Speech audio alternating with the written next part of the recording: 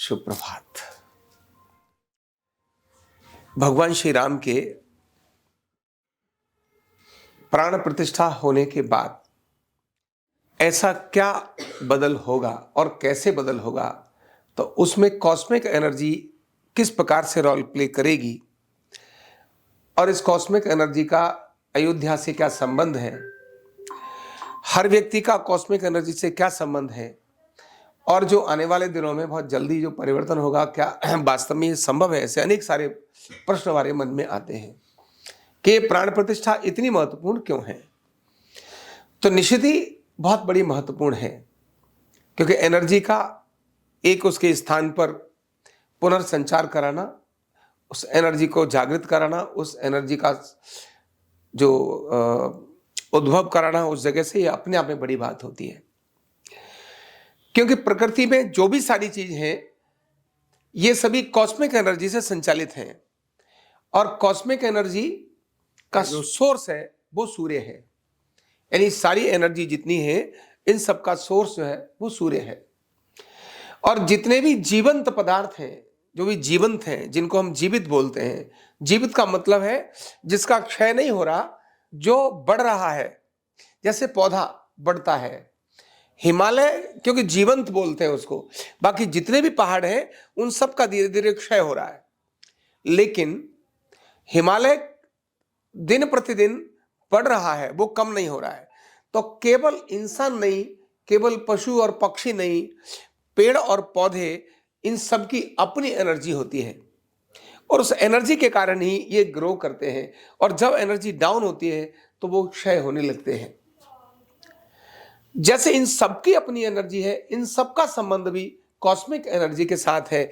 इनके पास भी cosmic energy को रिसीव करने के लिए रिसीवर्स होते हैं, लेकिन इंसान इन सब के अंदर एक अद्वितीय है। एक इंसान ही ऐसा है जो सूर्य की एनर्जी जिस प्रकार से आती है, इंसान अपनी एनर्जी को उसी प्रकार से भेजने की ताकत रखता है और अपनी एनर्जी से बहुत कुछ क्रिएट करने की ताकत रखता है। अपनी उस एनर्जी से दूसरों को चार्ज भी कर सकता है, यानी एक्टिवेट भी कर सकता है और डीएक्टिवेशन को रोक भी सकता है। ऐसी अद्भुत एनर्जी इंसान के पास है। और इंसान के बारे में जो हम सब जानते ही हैं कि हमारे जो जितने चक्र हैं, ये चक्र जब ऊर्जान्वित होते हैं, जब ये चक्र एक्टिवेट होते हैं तो अद्भुत एनर्जी निकट नजर आती है, जिसको हम नंगी आंखों से देख नहीं सकते, उसके इफेक्ट को देख सकते हैं। जिन जिन लोगों ने अपनी ऊर्जाओं को ऊर्ध्वगामी किया, वो ऊर्ध्वगामी यानी ऊपर उठने वाली ऊर्जा बड़ा चमत्कार दिखाती है। बड़े बड़े साधु संत उन्हीं में से एक हैं। अगर मैं आज नाम लूं स्वामी रामदेव जी का, तो उन्हीं में से एक हैं। उनकी भी ऊर्जा, उनके भी चक्रों का जागरण हुआ। न चाहते हुए भी अनेक सारी चीजें उनके प्रति आकर्षित होने लगी। धन, लक्ष्मी, वैभव, नाम सब उनके प्रति आकर्षित होने लगा।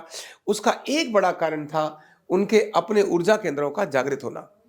तो जब हमारे ऊर्जा केंद्र जागृत होते हैं, बहुत बार व्यक्ति को खुद नहीं पता चलता, लेकिन उसके इफेक्ट, क्योंकि कॉस्मिक एनर्जी को नंगी आंखों से देख नहीं सकते, उसके प्रभाव को देख सकते हैं। तब ये जो अपने जो चक्र हैं, इन चक्रों को जागृत करने की जो प्रक्रिया है, ये अद्भुत एनर्जी प्रकट करती है। अब इसका भगवान श्री राम से क्या लेना देना है, अयोध्या से क्या लेना देना है?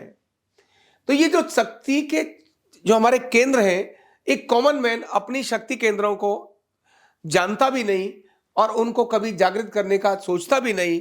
वो जैसा है वैसा ही पड़ा रहता है। आया, खाना खाया, संतान पैदा की, काम किया और मर गया, यही प्रक्रिया रहती है। बहुत कम लोग होते हैं जो अपने इन शक्ति केंद्रों को पर काम करते हैं और उनको जागृत करते हैं। ये शक्ति केंद्र जागृत कैसे होते हैं? तो जागृत होते हैं सेवा से, जागृत होते हैं श्रद्धा से, जागृत होते हैं भगवान के स्मरण से, जाप से। ये जागृत होते हैं। इन चक्रों को इस प्रकार से जागृत किया जा सकता है।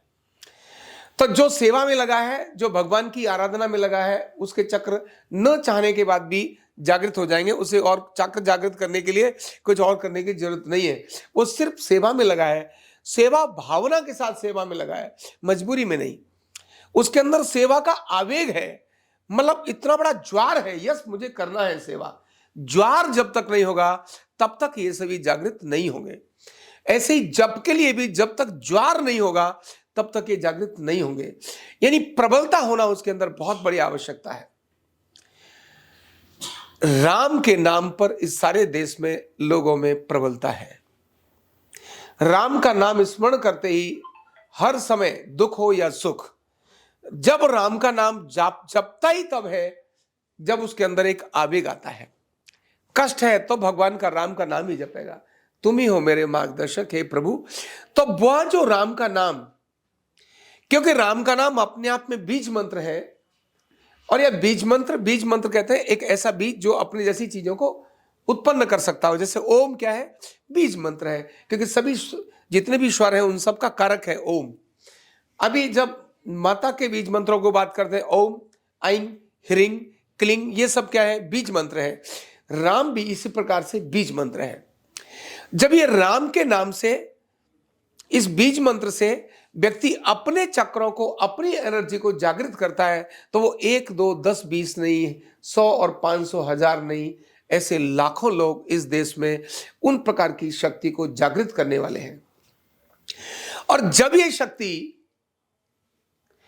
कहीं भी, जहां इसका केंद्र है, और वो है अयोध्या, श्री राम का जन्म स्थान अयोध्या, वो उसका केंद्र है। जब ये लोग राम का नाम जपते हैं, या राम का नाम जप रहे हैं, या राम का नाम जपेंगे, तो वो अपने केंद्र से कनेक्ट होंगे। और जब केंद्र से कनेक्ट होंगे तो ऊर्जा का फ्लो अपने आप अधिक हो जाएगा। और जब वो अधिक हो जाएगा तो ऊर्जा जब भी फ्लो करती है तो आंखों से नहीं देख सकती, उसके परिणामों को देखा जा सकता है। जैसे किसी साधु संत को किसी ने तंग किया, ऊर्जा उसने थोड़ी सी मूव की तो रेल रुक गई। ऐसा हमने बाबा नीम करोली आश्रम के बारे में जाना है। ऐसी कितनी घटनाएं हैं जिनको ऊर्जा से ऐसे करके बारिश अब नहीं होगी हटा दिया। जो अक्षरधाम के जो प्रमुख स्वामी जी महाराज थे, एक बारिश होने वाली थी कहीं लंदन में, और निश्चित होगी, उन्होंने कहा नहीं बारिश नहीं होगी, और उन्होंने बस ऐसे इशारा किया और बारिश नहीं हुई। मीरा का चक्र जागृत हुआ, उसकी एनर्जी, अपनी एनर्जी जागृत हुई, और उस मीरा को विष पिलाया गया। मीरा को विष का प्रभाव ही नहीं पड़ा। मीरा को अनेक सारे ऐसे दंड दिए गए जिनसे व्यक्ति की मृत्यु हो ही जाती है, लेकिन उसकी मृत्यु नहीं, क्योंकि उसका अपना चक्र जागृत हुआ और कनेक्ट हुआ भगवान श्री कृष्ण के साथ। ऐसे अद्भुत परिणाम, जिनमें से एक परिणाम हमने लंका के बारे में जाना, एक परिणाम हमने समुद्र पर पुल बनाने वाला जाना। ये सब असंभव ही संभव हो गया। समुद्र पर पुल बन गया, ये सोचा था किसी ने, और वो भी कुछ ही दिन में। ये कैसे हो सकता है? तो ऐसी अनेक सारी घटनाएं, ये शक्ति जब जागृत होती है तो अपने आप कर देती है। आदमी की कल्पना से वो घटनाएं बहुत परे होती हैं, बहुत परे होती हैं। जो सोच नहीं सकता, केवल कुछ किसी की प्रेजेंस मात्र से वो काम हो जाता है। जैसे प्रधानमंत्री की अपनी शक्ति है, किसी मंत्री, गृह मंत्री की अपनी शक्ति है, किसी बड़े ब्यूरोक्रेट्स की जो केंद्र का है उसकी अपनी शक्ति है। जब वो वहां जाता है तो लोग सोच नहीं सकते थे कि ये सारा गंद इस एरिया का साफ हो जाएगा। केवल वो आने वाला ही था, सारे टापू साफ हो गए, मैदान नीट एंड क्लीन हो गया। लोग देखने लगे, अरे रात रात में ये क्या हो गया। कॉमनवेल्थ हुआ, तब दिल्ली कैसी सज गई, एक रात में दिल्ली सज गई। अगर हम चाहें तो क्या सज सकती थी? आदमी की कल्पना से परे था। तो जब एनर्जी चलती है तो इस प्रकार के बड़े परिवर्तन करने का कारण बनती है। ठीक उसी प्रकार से भगवान श्री राम के अयोध्या के अंदर प्राण प्रतिष्ठा इसी प्रकार की एनर्जी को एक अद्भुत दिशा में लेके जाने की प्रक्रिया ही होगी। इसको हम राम राज्य से इसीलिए बोल सकते हैं कि अभी राम वन में ही थे, अभी राम अयोध्या वापस नहीं आए थे, अभी भी राम अपने स्थान से अलग थे।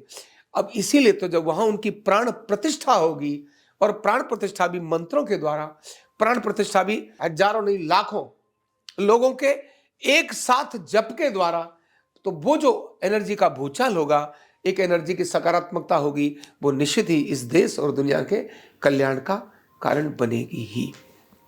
बहुत बहुत धन्यवाद। न्यूरोथेरेपी का कंप्लीट कोर्स सीखने के लिए जुड़िए हमारे ऑनलाइन ट्रेनिंग प्रोग्राम से और जानिए करीब 100 बीमारियों का इलाज बिना दवा और बिना मशीन के।